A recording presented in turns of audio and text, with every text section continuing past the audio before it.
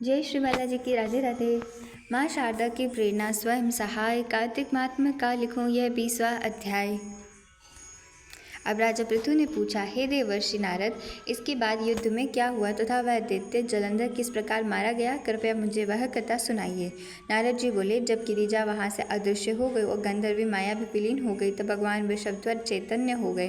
उन्होंने लौकिकता व्यक्त करते हुए बड़ा क्रोध किया और विस्मित मना जलंधर से युद्ध करने लगे।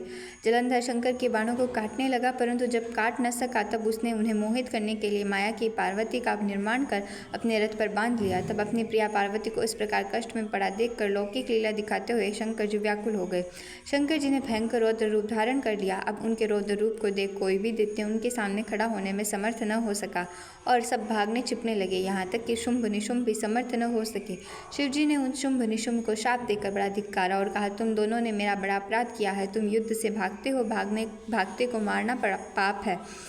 इससे मैं तुम्हें अब नहीं मारूंगा, पर गौरी तुमको अवश्य मारेगी। शिवजी के ऐसा कहने पर सागरपुत्र जलंधर क्रोध से अग्नि के समान प्रज्वलित हो उठा। उसने शिवजी पर घोर बाण बरसाकर धरती पर अंधकार कर दिया।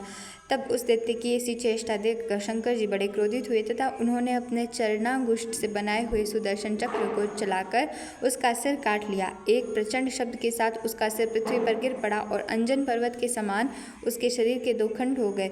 उसके रुधिर से संग्राम भूमि व्याप्त हो गई। शिवाज्ञा से उसका रक्त और मांस महारौरव में जाकर रक्त का कुंड हो गया तथा उसके शरीर का तेज निकलकर शंकर जी में वैसे ही प्रवेश कर गया जैसे वृंदा का तेज गौरी के शरीर में प्रविष्ट हुआ था। जलंधर को मरा देखकर देवता और सब गंधर्व प्रसन्न हो गए। माँ शारदा की प्रेरणा स्वयं सहाय। कार्तिक मास का 20वां अध्याय संपूर्ण हुआ। राधे राधे।